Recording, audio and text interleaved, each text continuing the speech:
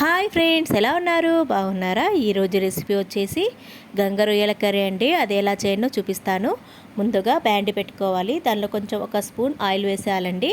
తర్వాత దానిలో మసాలా కోసం ప్రిపేర్ చేస్తున్నానండి. దానిలో ఉల్లిగడ్డలు, ఎల్లిపాయలు, ధనియాలు, కుడక, మెంతులు 1 స్పూన్, జీలకర్ర కొంచెం సరిపడంత వేసి బాగా వేయించుకొని మిక్స్ పట్టేసి పెట్టుకోవాలి పక్కన.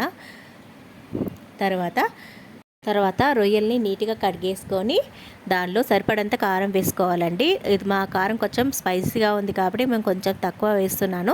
మీకు సరిపడంత వేసుకోండి. తర్వాత పసుపు వేసి అల్లం వెల్లిపాయ కూడా వేసి మంచిగా కలిపేసుకొని పెట్టుకోవాలండి. పక్కన పెట్టుకొని 5 మినిట్స్ దాకా అలాగే ఉంచుకోవాలి. తర్వాత ప్యాన్లో ఆయిల్ వేసి హీట్ అయ్యాక మిరపకాయలు, కరివేపాకు వేసుకొని బాగా వేయించుకోవాలండి. వేసుకున్నాక ఆ తర్వాత పక్కన చింతపండు నానబెట్టుకొని పక్కన పెట్టుకోవాలండి. సరిపడంత చింతపండు నానబెట్టుకోవాలి. తర్వాత కరివేపాకు కూడా వేసుకొని వేయించుకున్నాక వేగాక ఈ రొయ్యల్ని వల్ల వేసేసుకొని బాగా ఫ్రై చేసుకోవాలండి. మూత పెట్టేసుకొని ఫ్రై చేసుకోండి. దీనిలో వాటర్ అంతా ఇంకిపోయేదాకా ఫ్రై కావాలండి.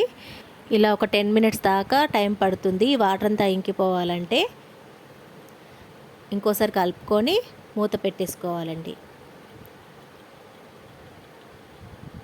తర్వాత సరిపడంత సాల్ట్ వేసి కలుపుకోవాలి. తర్వాత ఈ మసాలా కూడా వేసేసుకోవాలండి. వేసేసి ఇంకొక 5 మినిట్స్ అలాగే కలుపుతూ ఉండాలి. తర్వాత ఈ చింతపండు రసం కూడా వేసేసుకోవాలండి. సరిపడంత చింతపండు రసం వేసుకోవచ్చు. కావాలనుకుంటే నిమ్మరసం కూడా వేసుకోవచ్చు అండి. వేసేసి ఒక 10 మినిట్స్ దాకా ఇలా మూత పెట్టేసుకొని కుక్ చేసుకోవాలండి.